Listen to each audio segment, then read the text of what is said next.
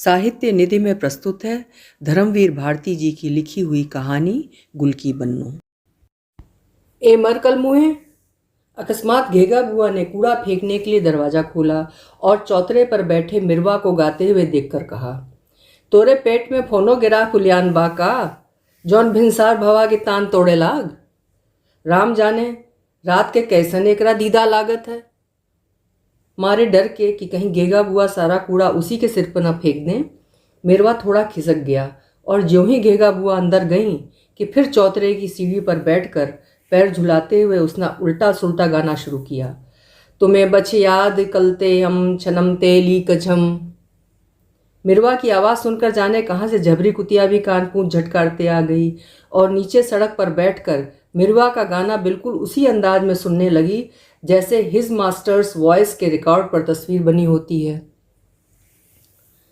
अभी सारी गली में सन्नाटा था। सबसे पहले मिरवा, असली नाम मेहरलाल, जागता था और आंखें मलते मलते घेगा बुआ के चौतरे पर आ बैठता। उसके बाद झबरी कुतिया, फिर मिरवा की छोटी बहन मटकी और उसके बाद एक एक कर गली के तमाम बच्चे। खोचे वाली का लड़का मेवा, ड्राइवर की लड़की निर्मल, मैनेजर साहब के मुन्ना बाबू, सभी आठ जुटते थे। जब से गुलकी ने गेगा बुआ के चौतरे पर तरकारियों की दुकान रखी थी तब से यह जमावड़ा वहाँ होने लगा था। उससे पहले बच्चे हकीम जी के चौतरे पे खेलते थे। धूप निकलते गुलकी सट्टी से तरकारियाँ खरीद कर अपनी कुबड़ी पीठ पर लादे डंडा टेकती आती और अपनी दुकान पर फैला लेती। मूली, नींबू, कद्दू, लौकी, घिया, बंडा, कभी कभी सस्ते सस्ते मद्दे फल। मिरवा और मटकी जानकी उस्ताद के बच्चे थे जो एक भयंकर रोग में गल गल कर मरे थे और दोनों बच्चे भी विकलांग, विक्षिप्त और रोगग्रस्त पैदा हुए थे। सिवा झबरी कुतिया के और कोई उनके पास नहीं बैठता था और सिवा गुलकी के कोई उन्हें अपनी देहरी या दुकान पर चढ़ने नहीं देता था। आज भी गुलकी को आते देख सबसे पहले मिरवा गाना छोड़कर बोला, छलाम गुलकी। और उसकी बहन मटकी अपने बढ़ी हुई तिल्ली वाले पेट पर से खिसकता हुआ जांघिया संभालते हुए बोली, एक ठो मूली दे देव ए गुलकी। गुलकी पता नहीं किस बात से खींची हुई थी कि उसने मटकी को झिड़क दिया और अपनी दुकान लगाने लगी। झबरी भी पास गई कि गुलकी ने डंडा उठाया। दुकान लगाकर वो अपनी कुबड़ी पीठ दोहरा कर बैठ गई और जाने किसे बुड़बुड़ा कर गालियां देने लगी। मटकी एक क्षण चुपचाप खड़ी रही, फिर उसने रट लगाना शुरू किया, एक मूली ए गुलकी एक। गुलकी ने फिर झिड़का तो चुप हो गई और अलग हटकर लोलुप नेत्रों से सफ़ेद धुली हुई मूलियों को देखने लगी। इस बार वो बोली नहीं, चुपचाप उन मूलियों की ओर हाथ बढ़ाया ही था कि गुलकी चीखी, हाथ हटाओ, छूना मत, कोढ़िन कहीं की। कहीं खाने पीने की चीज देखी तो जोंक की तरह चिपक गई, चल उधर। मटकी पहले तो पीछे हटी, पर फिर उसकी तृष्णा ऐसी अदम्य हो गई कि उसने हाथ बढ़ाकर एक मूली खींच ली। गुलकी का मुंह तमतमा उठा और उसने बांस की खपच्ची उठाकर उसके हाथ पर चट से दे मारी। मूली नीचे जा गिरी और हाय हाय हाय कर दोनों हाथ झटकती हुई मटकी पांव पटक पटक कर रोने लगी। जाओ अपने घर रो, हमारी दुकान पर मरने को गली भर के बच्चे हैं, गुलकी चीखी। दुकान दे के हम विपदा मोल ले लिया, क्षण भर पूजा भजन में भी कचर प्योंद मची रहती है। अंदर से घेगा बुआ का स्वर आया। खासा हंगामा मच गया कि इतने में झबरी भी खड़ी हो गई आकर और लगी उदात स्वर में भूखने, लेफ्ट राइट। चौराहे पे 3-4 बच्चों का जुलूस आ रहा था। आगे आगे दर्जा ब में पढ़ने वाले मुन्ना बाबू नीम की संटी को झंडे की तरह थामे जुलूस का नेतृत्व कर रहे थे। पीछे थे मेवा और निर्मल। जुलूस आकर दुकान के सामने रुक गया। गुलकी सतर्क हो गई, दुश्मन की ताकत बढ़ गई थी। मटकी सिसकते सिसकते बोली, हमके गुलकी मारित है, हाय हाय हमके नरिया में ढकेल धीस, अरे बाप रे। निर्मल, मेवा, मुन्ना सब पास आकर उसकी चोट देखने लगे। फिर मुन्ना ने ढकेल कर सबको पीछे हटा दिया और संटी लेकर तनकर खड़ा हो गया। किसने मारा इसे? हम मारा है। कुबड़ी गुलकी ने बड़े कष्ट से खड़े होकर कहा, क्या करोगे, हमें मारोगे?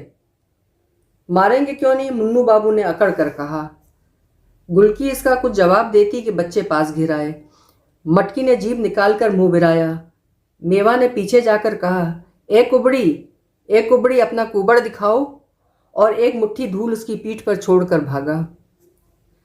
गुलकी का मुंह तमतमा आया और रुंधे गले से कराहते हुए उसने पता नहीं क्या कहा, किंतु उसके चेहरे पर भय की छाया बहुत गहरी हो गई। बच्चे सब एक एक मुट्ठी धूल लेकर शोर मचाते हुए दौड़े कि अकस्मात घेगा बुआ का सर सुनाई पड़ा। ए मुन्ना बाबू, जात हो कि अबहिन बहन जी का बुलवाए के दुई चार कनेठी दिलवाई? जाते तो हैं, मुन्ना ने अकड़ते हुए कहा। ए मिरवा, बिगुल बजाओ। मिरवा ने दोनों हाथ मुंह के पर रखकर कहा, दू तू तू तू तू तू तू। जुलूस चल पड़ा। कप्तान ने नारा लगाया, अपने देश में अपना राज, गुलकी की दुकान बाई काट। नारा लगाते हुए जुलूस गली में मुड़ गया। कुबड़ी ने आंखों पोंछे, तरकारी पर से धूल झाड़ी और साग पर पानी के छींटे देने लगी।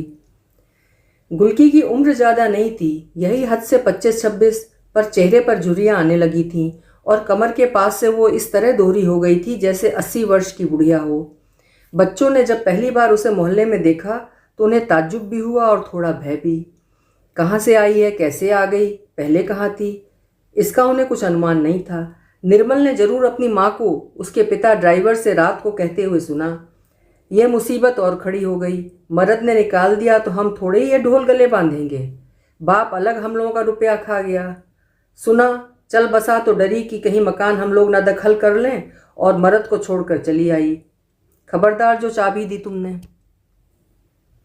क्या छोटेपन की बात करती हो? रुपया उसके बाप ने ले लिया तो क्या हम उसका मकान मार लेंगे? चाबी हमने दे दी है, 10-5 दिन का नाज पानी भेज दो उसके यहाँ। हाँ हाँ, सारा घर उठा के भेज दो। सुन रही हो घेगा बुआ? तो का भवा बहू? अरे निर्मल के बाबू से तो एकरे बाप की दांत काटी रोटी रही। घेगा बुआ की आवाज़ आई।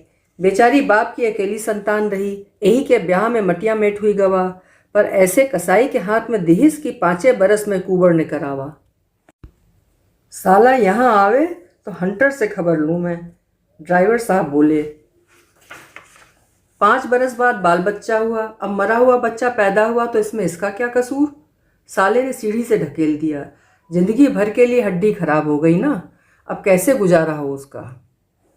बेटवा एक को दुकान खुलवाए दो, हमरा चौतरा खाली पड़ा है, यही रुपया 2 रुपया किराया दे देवा करे, दिन भर अपना सौदा लगाए। हम का मना करित है, इतना बड़ा चौतरा मोहल्ले वालन के काम ना आई तो हमका छाती पर धर के ले जाब। पर हाँ, मुला रुपया दे देवा करे। दूसरे दिन ये सनसनीखेज खबर बच्चों में फैल गई। वैसे तो हकीम जी का चबूतरा बड़ा था, पर वो कच्चा था, उस पर छाजन नहीं थी। बुआ का चौतरा लंबा था, उस पर पत्थर जड़े थे, लकड़ी के खंभे थे, उस पर टीन छाई थी, कई खेलों की सुविधा थी। खंभों के पीछे किल किल कांटे की लकीरें खींची जा सकती थीं। एक टांग से उचक उचक कर बच्चे चिबिड्डी खेल सकते थे। पत्थर पर लकड़ी का पीढ़ा रखकर नीचे से मुड़ा हुआ तार घुमाकर रेलगाड़ी चला सकते थे। जब गुलकी ने अपनी दुकान के लिए चबूतरों के खंभों में बांस बांधे तो बच्चों को लगा कि उनके साम्राज्य में किसी अज्ञात शत्रु ने आकर किलेबंदी कर ली है। वे सहमे हुए दूर से कुबड़ी गुलकी को देखा करते थे। निर्मल ही उनकी एकमात्र संवाददाता थी और निर्मल का एकमात्र विश्वस्त सूत्र था उसकी माँ। उसने जो सुना था उसके आधार पर निर्मल ने सबको बताया था कि यह चोर है, इसका बाप 100 रुपया चुरा कर भाग गया, यह भी उसके घर का सारा रुपया चुराने आई है। रुपया चुराएगी तो यह भी मर जाएगी, मुन्ना ने कहा। भगवान सबको दंड देता है।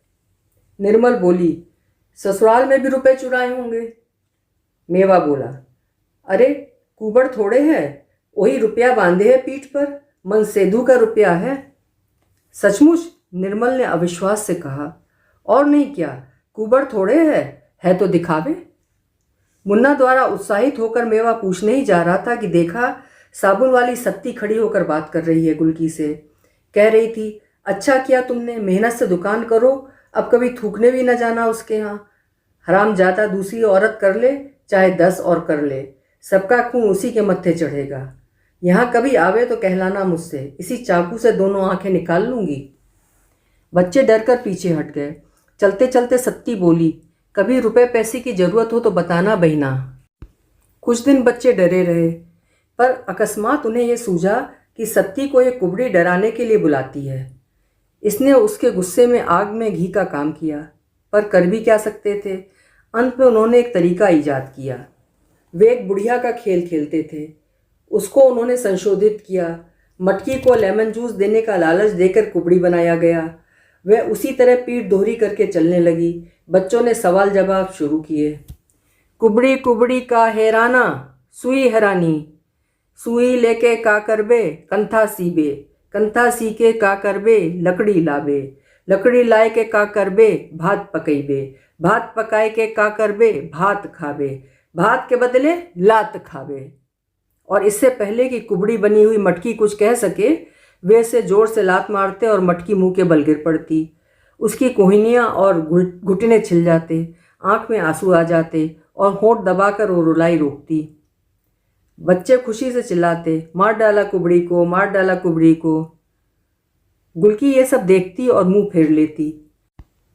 एक दिन जब इसी प्रकार बच्चे मटकी को कुबड़ी बनाकर गुलकी की दुकान के सामने ले गए, तो इससे पहले कि मटकी जवाब दे, उन्होंने अनचित्ते में इतनी जोर से ढकेला कि वो कोहनी भी न टेक सकी और सीधे मुंह के बल गिरी। नाक, होंठ और भौं खून से लथपथ हो गए। वो हाय हाय करके बुरी तरह चीखी कि लड़के कुबड़ी मर गई चिल्लाते हुए सहम गए और हतप्रभ हो गए। अकस्मात उन्होंने देखा कि गुलकी उठी। वे जान छोड़कर भागे, पर गुलकी उठकर आई, मटकी को गोद में लेकर पानी से उसका मुंह धोने लगी और धोती से खून पोंछने लगी। बच्चों ने पता नहीं क्या समझा। वो समझे कि मटकी को मार रही है या क्या कर रही है कि अकस्मात उस पर टूट पड़े। गुलकी की चीखें सुनकर मोहल्ले के लोग आए तो उन्होंने देखा गुलकी के बाल बिखरे हैं, दांत से खून बह रहा है, अध उधारी चबूतरे के नीचे पड़ी है और सारी तरकारी सड़क पर बिखरी हुई है। मेगा बुआ ने उसे उठाया, धोती ठीक की और बिगड़ कर बोली, औकात रत्ती भर नहीं और तेहा पौआ भर, आपन बखत देख के चुप ना रहा जात, काहे लड़कन के मुंह लागत हो। लोगों ने पूछा तो कुछ नहीं बोली, जैसे उसे पाला मार गया हो। उसने चुपचाप अपनी दुकान ठीक की, दांत से खून पोंछा और कुल्ला किया और बैठ गई। उसके बाद अपने उस कृत्य से बच्चे जैसे खुद सहम गए थे। बहुत दिन तक वे शांत रहे। आज जब मेवा ने उसकी पीठ पर धूल फेंकी तो जैसे उसे खून चढ़ गया, पर फिर न जाने क्या सोचकर चुप रह गई। और जब नारा लगाते हुए जुलूस गली में मुड़ गया तो उसने आंसू पोंछे, पीठ पर से धूल झाड़ी और साग पर पानी छिड़कने लगी। लड़के कहाँ हैं, गली के राक्षस हैं, घेगा बुआ बोली। अरे उन्हें काहे कहो बुआ, हमार भाग ही खोटा है, गुलकी ने गहरी सांस लेकर कहा। इस बार जो झड़ी लगी तो 5 दिन तक लगातार सूरज के दर्शन ही नहीं हुए। बच्चे सब घर में कैद थे और गुलकी कभी दुकान लगाती थी कभी नहीं। राम राम करके छठे दिन तीसरे पहर झड़ी बंद हुई। बच्चे हकीम जी के चौतरे पर जमा हो गए। मेवा बिलबोटी बीन लाया और निर्मल ने टपकी हुई निमकौड़ियाँ बीन कर दुकान लगा ली थी और गुलकी की तरह आवाज़ लगा रही थी, ले खीरा, आलू, मूली, घिया, बंडा। थोड़ी देर में काफ़ी शिशु ग्राहक दुकान पर जुट गए। अकस्मात शोरगुल को चीरता हुआ बुआ के चौतरे से गीत का स्वर उठा। बच्चों ने घूमकर देखा, मिरवा और मटकी गुलकी की दुकान पर बैठे हैं। मटकी खीरा खा रही है और मिरवा झबरी का सिर अपनी गोद में रखे बिल्कुल उसकी आंखों में आंखें डालकर गा रहा है। तुरंत मेवा गया और पता लगा कर लाया कि गुलकी ने दोनों को एक एक अधन्ना दिया है और दोनों मिलकर झबरी कुतिया के कीड़े निकाल रहे हैं। चौतरे पर हलचल मच गई और मुन्ना ने कहा, निर्मल, मिरवा मटकी को एक भी निमकौड़ी मत देना, रहे उस कुबड़ी के पास। हाँ जी, निर्मल ने आंख चमकाकर गोल मुंह करके कहा, हमार अम्मा कहत रही उन्हें छूयो ना, न साथ जायो न खेलो, उन्हें बड़ी बुरी बीमारी है। आख थू। मुन्ना ने उनकी ओर देखकर उपकाई जैसा मुंह बनाकर थूक दिया। गुलकी बैठी बैठी सब समझ रही थी और जैसे इस निरर्थक घृणा में उसे कुछ रस आने लगा था। उसने मिरवा से कहा, तुम दोनों मिलके गाओ तो एक अधन्ना दें, खूब जोर से। भाई बहन दोनों ने गाना शुरू किया। माल कताली मल जाना, पल अखियां की छीछे ना। अकस्मात पटाख से दरवाज़ा खुला और एक लोटा पानी दोनों के ऊपर फेंकती हुई घेगा बुआ गर्जी, दूर कल मुँहे, अब बहन बित्तो भर के ना ही है ना, और पतरुयन के गाना गावे लाग, ना बहन का ख्याल ना बिटिया का, और एक कुबड़ी हम तू से कहा देत है कि हम चकला खाना खोले के बरे अपना चौतरा नहीं दिया रहा। चली वहाँ से मुजरा कराबे। गुलकी ने पानी उधर छिटकाते हुए कहा, बुआ बच्चे हैं, गा रहे हैं, कौन सा कसूर हो गया? हाँ बच्चे हैं, तू तो दूध पियत बच्ची हो, कह दिया कि जबान ना लड़ायो हमसे। हाँ हम बहुत बुरी हैं, एक तो 5 महीने से किराया नहीं दिए हो और यहाँ दुनिया भर के अंधे कोढ़ी बटुरे रहते हैं। चलो उठाओ अपनी दुकान यहाँ से, कल से न देखी यहाँ तुम्हें। राम राम, सब अधर्म के संतान राक्षस पैदा हो गए हैं मोहल्ले में, धरतियों नाई फाटत की मर जाएं बिलाए जाएं। गुलकी सन्न रह गई। उसने किराया सचमुच 5 महीने से नहीं दिया था, बिक्री नहीं थी, मोहल्ले में कोई उससे कुछ लेता भी नहीं था, पर इसके लिए बुआ निकाल देंगी ये उसने कभी आशा नहीं की थी।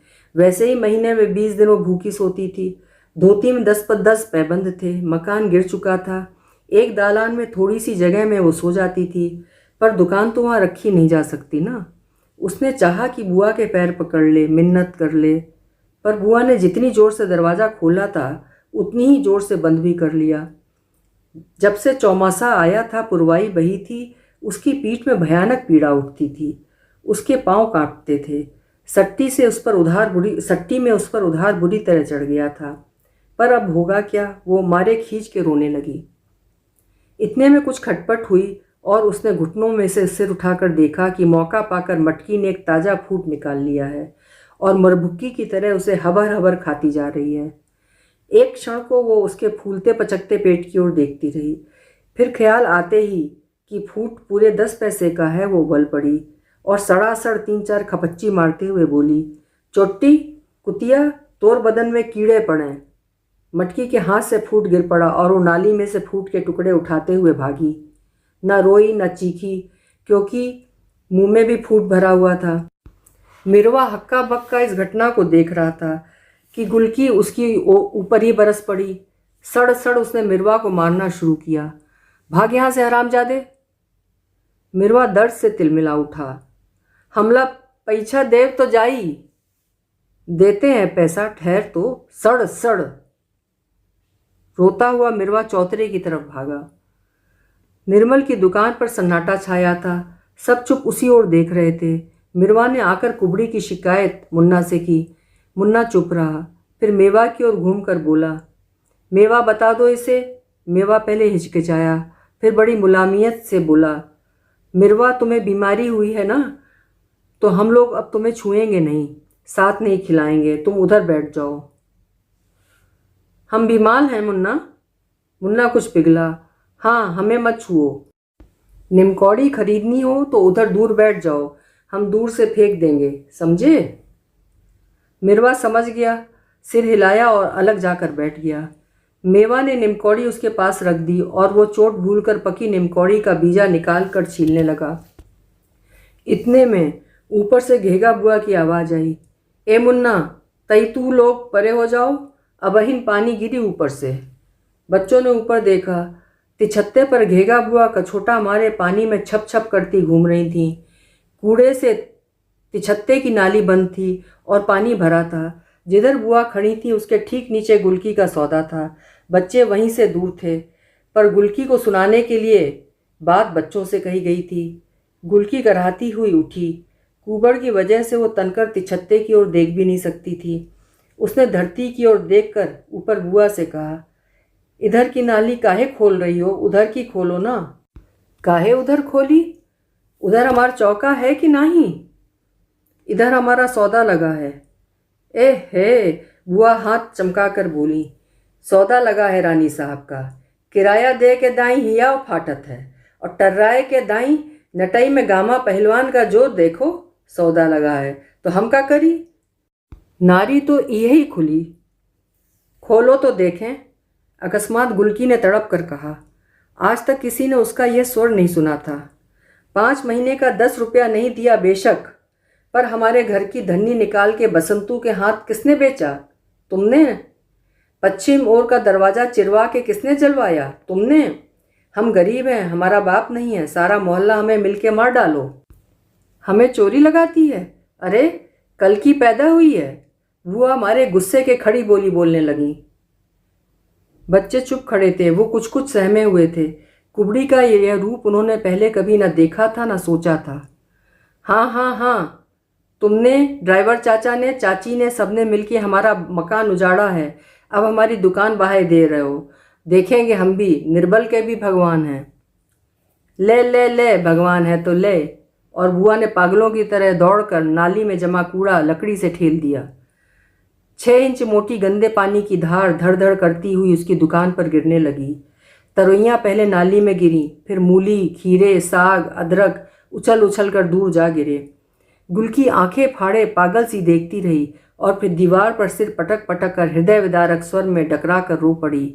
अरे मोर बाबू, हमें कहाँ छोड़ गए? अरे मोर माई, पैदा होते ही हमें क्यों नहीं मार डाला? अरे धरती मैया, हमें काहे नहीं लील लेती? सिर खोले, बाल बिखेरे, छाती कूट कूट कर वो रो रही थी और तिछत्ते का पिछले 9 दिन का जमा पानी धड़ाधड़ गिर रहा था। बच्चे चुप खड़े थे।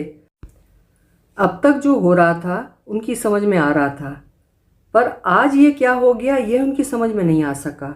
पर वे कुछ बोले नहीं, सिर्फ मटकी उधर गई और नाली में बहता हुआ एक मोटा हरा खीरा निकालने लगी कि मुन्ना ने डांटा, खबरदार जो कुछ चुराया। मटकी पीछे हट गई। वे सब किसी अप्रत्याशित भय, संवेदना या आशंका से जुड़ बटोर कर खड़े हो गए। सिर्फ मिरवा अलग सिर झुकाए खड़ा था। झींसी फिर गिरने लगी और वे एक एक करके अपने घर चले गए। दूसरे दिन चौतरा खाली था। दुकान का बांस उखड़वा कर बुआ ने नान में गाड़कर उस पर तुरई की लतर चढ़ा दी थी। उसी दिन बच्चे आए, पर उनकी हिम्मत चौतरे पर जाने की नहीं हुई, जैसे वहाँ कोई मर गया हो। बिल्कुल सुनसान चौतरा था और फिर तो ऐसी झड़ी लगी कि बच्चों का निकलना बंद। चौथे या 5वें दिन रात को भयानक वर्षा तो हो ही रही थी, पर बादल भी ऐसे गरज रहे थे कि मुन्ना अपनी खाट से उठकर अपनी माँ के पास घुस गया। बिजली चमकते ही जैसे कमरा रोशनी से नाच नाच उठता था। छत पर बूंदों की पटर पटर कुछ धीमी हुई, थोड़ी हवा भी चली और पेड़ों का हर हर सुनाई पड़ा कि इतने में धड़ धड़ धड़ धड़ धड़ाम भयानक आवाज़ हुई। माँ भी चौंक पड़ी, पर उठी नहीं। मुन्ना आंखें खोले अंधेरे में ताकने लगा। सहसा लगा मोहल्ले में कुछ लोग बातचीत कर रहे हैं। घेगा बुआ की आवाज़ सुनाई पड़ी, किसका मकान गिरा है रे? गुलकी का, किसी का दूरागत उत्तर आया। अरे बाप रे, दब गई क्या? नहीं, आज तो मेवा की माँ के यहाँ सोई है। मुन्ना लेटा था और उसके ऊपर अंधेरे में ये सवाल जवाब इधर से उधर और उधर से इधर आ जा रहे थे। वो फिर कांप उठा, माँ के पास घुस गया और सोते सोते उसने साफ सुना, कुबड़ी फिर उसी तरह रो रही है, गला फाड़ कर रो रही है। कौन जाने मुन्ना कहीं आंगन में बैठ कर रो रही हो। नींद में वो स्वर कभी दूर से तो कभी पास से आता हुआ ऐसा लग रहा है जैसे कुबड़ी मोहल्ले के हर आंगन में जाकर रो रही है, पर कोई सुन नहीं रहा सिवा मुन्ना के। बच्चों के मन में कोई बात इतनी गहरी लकीर नहीं बनाती कि उधर उनका ध्यान हटे ही नहीं। सामने गुलकी थी तो वो एक समस्या थी, पर उसकी दुकान हट गई। फिर वो जाकर साबुन वाली सत्ती के गलियारे में सोने लगी और 2-4 घर से मांग मूंग कर खाने लगी। उस गली में दिखती ही नहीं थी। बच्चे भी दूसरे कामों में व्यस्त हो गए। अब जाड़े आ रहे थे। उनका जमावड़ा सुबह ना हो के तीसरे पहर होने लगा। जमा होने के बाद जुलूस निकलता था और जिस जोशीले नारे से गली गूंज उठती थी वो था, घेगा बुआ को वोट दो। पिछले दिनों म्यूनिसिपैलिटी का चुनाव हुआ था और उसी में बच्चों ने ये नारा सीखा था।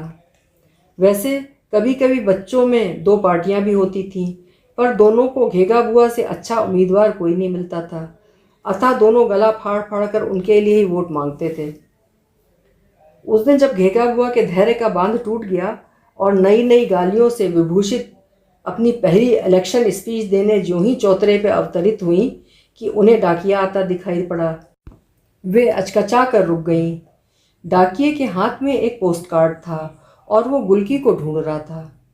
बुआ ने लपक कर पोस्ट कार्ड लिया और एक सांस में पड़ गईं। उनकी आंखें मारे अचरज के फैल गईं और डाकिये को ये बताकर कि गुलकी सत्ती साबुन वाली के उसारे में रहती है, वे झट से दौड़ी दौड़ी निर्मल की माँ ड्राइवर की पत्नी के यहाँ गईं। बड़ी देर तक दोनों ने सलाह मशवरा होता रहा। अंत में बुआ आईं और उन्होंने मेवा को भेजा जा गुलकी को बुला ला। और जब मेवा लौटा तो उसके साथ गुलकी नहीं वरन सत्ती साबुन वाली थी, और सदा की भांति इस समय भी उसके कमर में वो काले बेट का चाकू लटक रहा था, जिससे वो साबुन की टिक्की काट कर दुकानदारों को देती थी। उसने आते ही भौं सिकोड़ कर बुआ को देखा और कड़े स्वर में बोली, क्यों बुलाया है गुलकी को? तुम्हारा 10 रुपये किराए का बाकी था, तुमने 15 रुपये का सौदा उजाड़ दिया, अब क्या काम है? अरे राम राम, कैसा किराया बेटी, अंदर आओ अंदर आओ। बुआ के स्वर में असाधारण मुलायमियत थी। सत्ती के अंदर आते ही बुआ ने फटाक से किवाड़ बंद कर लिए। बच्चों का कौतूहल बढ़ गया था। बुआ के चौके में एक झंझरी थी। सब बच्चे वहां पहुंचे और आंख लगाकर कनपटियों पर दोनों हथेलियां रखकर घंटी वाला बाइस्कोप देखने की मुद्रा में खड़े हो गए। अंदर सत्ती गरज रही थी, बुलाया है तो बुलाने दो, क्यों जाए गुलकी? अब बड़ा ख्याल आया है, इसलिए कि उसकी रखैल को बच्चा हुआ है, तो जाके गुलकी झाड़ू बुहारू करे, खाना बनाए, बच्चा खिलाए, और वो मर्द का बच्चा गुलकी की आंख के आगे रखैल के साथ गुलछर्रे उड़ाए। निर्मल की माँ बोली, अरे बिटिया, पर गुजर तो अपने आदमी के साथ ही करेगी ना। जब उसकी पत्री आई है तो गुलकी को जाना चाहिए। मर्द तो मर्द है, एक रखैल छोड़ दूधी रखल रख ले तो औरत उसे छोड़ देगी? राम राम। नहीं, छोड़ नहीं देगी तो जाए के लात खाएगी। सत्ती बोली, अरे बेटा, बुआ बोली, भगवान रहे ना, तौन मथुरापुरी में कुब्जा दासी के लात मारेन तो ओकर कुबर सीधा हुई गवा। पति तो भगवान है बिटिया, ओका जाए देव। हाँ हाँ, बड़ी हितू न बनिए, उसके आदमी से आप लोग मुफ्त में गुलकी का मकान झटकना चाहती हैं, मैं सब समझती हूँ। निर्मल की माँ का चेहरा जर्द पड़ गया, पर बुआ ने ऐसी कच्ची गोली नहीं खेली थी। वे टपट कर बोली, खबरदार जो कच्ची जबान निकाले हो, तुम्हारा चरित्र कौन नहीं जानत? वही छोकरा मानिक, जबान खींच लूंगी। सत्ती गला फाड़ कर चीखी। जो आगे हरफ कहा और उसका हाथ अपने चाकू पर गया। अरे अरे अरे, बुआ सहम कर पीछे 10 कदम हट गई। तो का खून करबो का, कत्ल करबो का? सत्ती जैसे आई थी वैसे ही चली गई। तीसरे दिन बच्चों ने तय किया कि होरी बाबू के कुएं पर चलकर बर्रे पकड़ी जाएं। उन दिनों उनका जहर शांत रहता है। बच्चे उन्हें पकड़कर उनका छोटा सा काला डंक निकाल कर और फिर डोरी में बांधकर उन्हें उड़ाते हुए घूमते। मेवा, निर्मल और मुन्ना एक एक बर्र उड़ाते हुए जब गली में पहुंचे तो देखा बुआ के चौतरे पर टीन की कुर्सी डाले कोई आदमी बैठा है। उसकी अजीब सी शक्ल थी, कान पर बड़े बड़े बाल, मिचमिची आंखें, मोछा और तेल से चुचुआते हुए बाल, कमीज और धोती पर पुराना बदरंग बूट। मटकी हाथ फैलाए कह रही थी, ए डबल दे देव, ए दे देव ना। मुन्ना को देखकर मटकी ताली बजा बजा कर कहने लगी, गुलकी का मन सेधू आवा है, ए मुन्ना बाबू, ये कुबड़ी का मन सेधू है। फिर उधर मुड़कर एक डबल दे देव ना। तीनों बच्चे कौतूहल में रुक गए। इतने में निर्मल की माँ एक गिलास में चाय भरकर लाईं और उसे देते देते निर्मल के हाथ में बर्रे देख के उसे डांटने लगी। फिर बर्रे छुड़ाकर निर्मल को पास बुलाया और बोली, बेटा, ये हमार निर्मला है। ए निर्मल, जीजा जी हैं, हाथ जोड़ो। बेटा, गुलकी हमारी जात बिरादरी की नहीं है तो क्या हुआ, हमारे लिए जैसे निर्मल वैसे गुलकी। अरे, निर्मल के बाबू और गुलकी के बाप की दांत काटी रही है। एक मकान बचा है उनकी चिन्हारी, और का। एक गहरी सांस लेकर निर्मल की माँ ने कहा, अरे तो का उन्हें कोई इनकार है? बुआ आ गई थी। अरे 100 रुपये तुम देओ किए रहो, चलो 200-300 और दे दो, अपने नाम कराए लियो। 500 से कम नहीं होगा। उस आदमी का मुंह खुला, एक वाक्य निकला और फिर मुंह बंद हो गया। भवा भवा, ए बेटा, दमाद हो, 500 कहबो तक का निर्मल की माँ को कोई इनकार है? अकस्मात वो आदमी उठकर खड़ा हो गया। आगे आगे सत्ती चली आ रही थी, पीछे पीछे गुलकी। सत्ती चौतरे के नीचे खड़ी हो गई, बच्चे दूर हट गए। गुलकी ने सिर उठाकर देखा और अचकचाकर सिर पर पल्ला डालकर माथे तक खींच लिया। सती 2-1 क्षण उसकी ओर एकटक देखती रही और फिर गरज कर बोली, यही कसाई है गुलकी? आगे बढ़कर मार दो चपोटा इसके मुंह पर। खबरदार जो कोई बोला। बुआ चट से देहरी के अंदर हो गई। निर्मल की माँ की तो जैसे घिग्गी बंध गई और वो आदमी हड़बड़ा कर पीछे हटने लगा। बढ़ती क्यों नहीं गुलकी? बड़ा आया वहाँ से विदा कराने। गुलकी आगे बढ़ी। वो सब सन्न थे। सीढ़ी चढ़ी। उस आदमी के चेहरे पर हवाइयाँ उड़ने लगीं। गुलकी चढ़ते चढ़ते रुकी, सत्ती की ओर देखा, ठिठकी, अकस्मात लपकी और फिर उस आदमी के पाँव पर गिर के फपक फपक के रोने लगी। हाय, हमें काहे को छोड़ दियो? तुम्हारे सिवा हमारा लोक परलोक और कौन है? अरे हमरे मरे पर कौन चुल्लू भर पानी चढ़ाई? सती का चेहरा स्याह पड़ गया। उसने बड़ी हिकारत से गुलकी की ओर देखा और गुस्से में थूक निगलते हुए कहा, कुतिया, और तेजी से चली गई। निर्मल की माँ और बुआ गुलकी के सिर पर हाथ फेर फेर कर कह रही थीं, मत रो बिटिया, मत रो। सीता मैया भी तो बनवास भोगिन रहिन। उठो गुलकी बेटा, धोती बदल ले, कंघी चोटी करो। पति के सामने ऐसे आना अजगुन होता है। चलो। गुलकी आंसू पोंछती पोंछती निर्मल की माँ के घर चली। बच्चे पीछे पीछे चले तो बुआ ने डांटा, ए चलो यार, कुआं का लड्डू बट रहा है। दूसरे दिन निर्मल के बाबू ड्राइवर साहब, गुलकी और जीजा दिन भर कचहरी में रहे। शाम को लौटे तो निर्मल की माँ ने पूछा, पक्का कागज लिख गया? हाँ हाँ रे, हाकिम के सामने लिख गया। फिर जरा निकट आकर फुसफुसा कर बोले, मट्टी के मोल मकान मिला है, अब कल दोनों को विदा करो। अरे पहले 100 रुपये लाओ, बुआ का हिसाब भी तो देना है।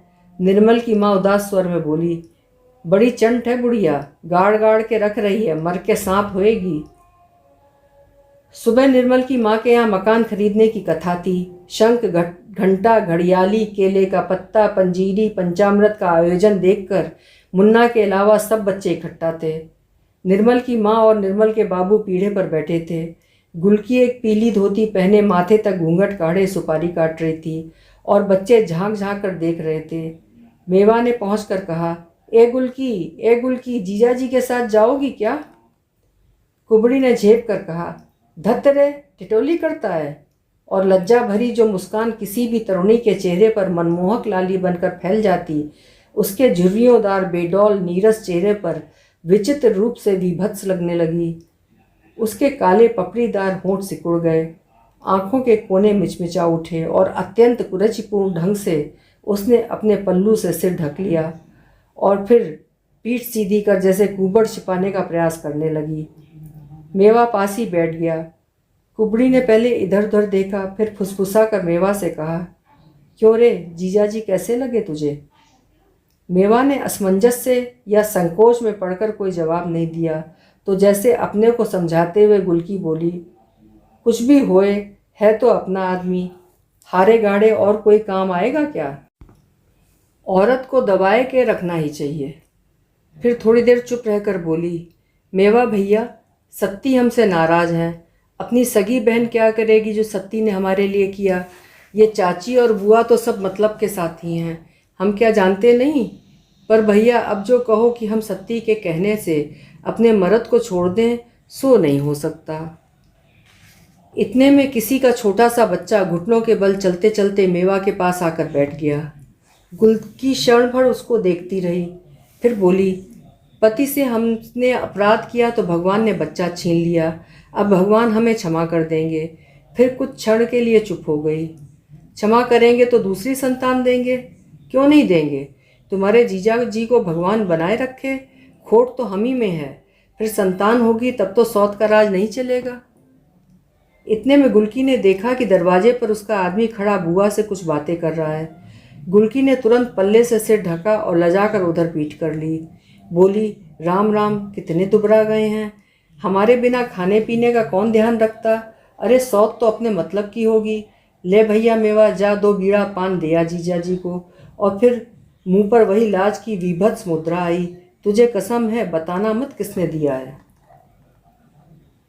मेवा पान लेकर गया, पर वहाँ किसी ने उस पर ध्यान ही नहीं दिया। वो आदमी बुआ से कह रहा था, इसे ले तो जा रहे हैं, पर इतना कह देते हैं, आप भी समझा दें उसे कि रहना हो तो दासी बनकर रहे, न दूध की न पूत की, हमारे कौन काम की। पर हाँ, औरतिया की सेवा करे, उसका बच्चा खिलावे, झाड़ू बुहारू करे तो 2 रोटी खाए और पड़ी रहे, पर कभी उससे जबान लड़ाई तो खैर नहीं। हमारा हाथ बड़ा जालिम है, एक बार कुबड़ निकला है, अगली बार परान निकलेगा। क्यों नहीं बेटा, क्यों नहीं, बुआ बोली, और उन्होंने मेवा के हाथ से पान लेकर अपने मुंह में दबा लिए। करीब 3 बजे इक्का लाने के लिए निर्मल की माँ ने मेवा को भेजा। कथा की भीड़भाड़ से उनका मूड पिराने लगा था, अतः अकेली गुलकी सारी तैयारी कर रही थी। मटकी कोने में खड़ी थी, मिरवा और झबरी बाहर गुमसुम बैठे थे। निर्मल की माँ ने बुआ को बुलवा कर पूछा कि विदा विदाई में क्या करना होगा, तो बुआ मुंह बिगाड़ कर बोली, अरे कोई जात बिरादरी की है का? एक लोटा में पानी भर के इकन्नी दुवन्नी उतार के परजा पजारू को दे दियो बस। और फिर बुआ शाम को बियारी में लग गई। इक्का आते ही जैसे झबरी पागल सी इधर उधर दौड़ने लगी। उसे जाने कैसे आभास हो गया कि गुलकी जा रही है सदा के लिए।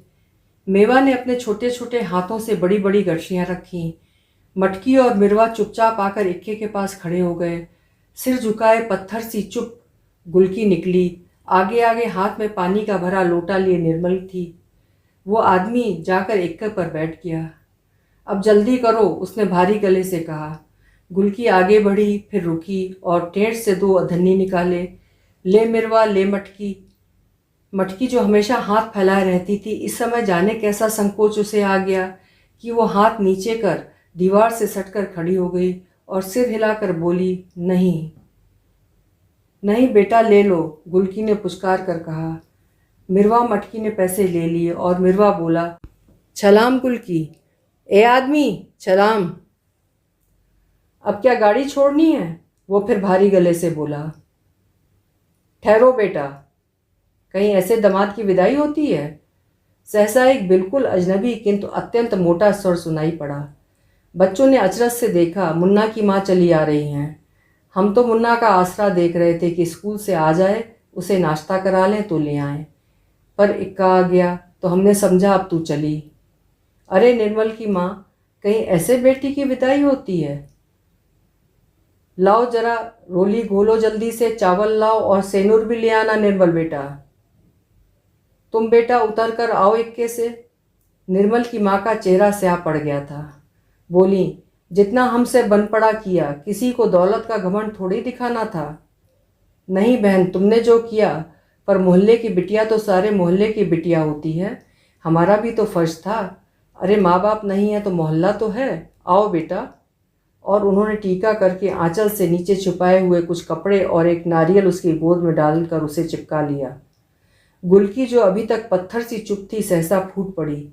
उसे पहली बार लगा जैसे वो मायके से जा रही है, मायके से, अपनी माँ को छोड़कर, छोटे छोटे भाई बहनों को छोड़कर, और वो अपने कर्कश फटे हुए गले से विचित्र स्वर में रो पड़ी। ले अब चुप हो जा, तेरा भाई भी आ गया, वो बोली। मुन्ना बस्ता लटका स्कूल से चला आ रहा था। कुबड़ी को अपनी माँ के कंधे पर सिर रखकर रोते देख वो बिल्कुल हतप्रभ सा खड़ा हो गया। आ बेटा, गुलकी जा रही है ना आज, दीदी है ना, बड़ी बहन है, चल पाँव छू ले, इधर आ। माँ ने फिर कहा। मुन्ना और कुबड़ी के पाँव छुए? क्यों क्यों? पर माँ की बात। एक क्षण में उसके मन में जैसे एक पूरा पहिया घूम गया और वो गुलकी की ओर बढ़ा। गुलकी ने दौड़कर उसे चिपका लिया और फूट पड़ी। हाय मेरे भैया, अब हम जा रहे हैं, अब किससे लड़ोगे मुन्ना भैया? अरे मेरे बीरन, अब किससे लड़ोगे? मुन्ना को लगा जैसे उसकी छोटी छोटी पसलियों में एक बहुत बड़ा सा आंसू जमा हो गया है, जो अब छलकने ही वाला है। इतने में उस आदमी ने फिर आवाज़ दी और गुलकी करहा कर मुन्ना की माँ का सहारा लेकर इक्के पर बैठ गई। इक्का खड़खड़ करके चल पड़ा। मुन्ना की माँ मुड़ी कि बुआ ने व्यंग किया, एक आध गाना भी विदाई का गाए जाओ बहन, गुलकी बन्नो ससुराल जा रही हैं। मुन्ना की माँ ने कुछ जवाब नहीं दिया। मुन्ना से बोली, जल्दी घर आना बेटा, नाश्ता रखा है। पर पागल मिरवा ने, जो बम्बे पर पांव लटकाए बैठा था, जाने क्या सोचा कि वो सचमुच गला फाड़कर गाने लगा, बन्नो डाले दुपट्टा का पल्ला, मोहल्ले से चली गई राम रे। ये उस मोहल्ले में हर लड़की की विदा पर गाया जाता था। बुआ ने घुड़का, तब भी वो चुप नहीं हुआ। उल्टे मटकी बोली, काहे न गावें, गुलकी ने पैसा दिया है।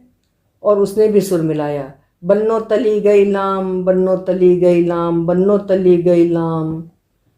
मुन्ना चुपचाप खड़ा रहा। मटकी डरते डरते आई। मुन्ना बाबू, कुबड़ी ने अधन्ना दिया है, ले लें? ले ले, बड़ी मुश्किल से मुन्ना ने कहा, और उसकी आंखों से दो बड़े बड़े आंसू डबडबा आए। उन्हीं आंसुओं की झिलमिल में कोशिश करके मुन्ना ने जाते हुए इक्के की ओर देखा। गुलकी आंसू पोंछते हुए पर्दा उठाकर मुड़ मुड़ कर देख रही थी। मोड़ पर एक धक्के से इक्का मुड़ा और फिर अदृश्य हो गया। सिर्फ झबरी सड़क तक इक्के के साथ गई और फिर लौट गई। अभी आप सुन रहे थे धर्मवीर भारती जी की लिखी हुई कहानी गुलकी बन्नो।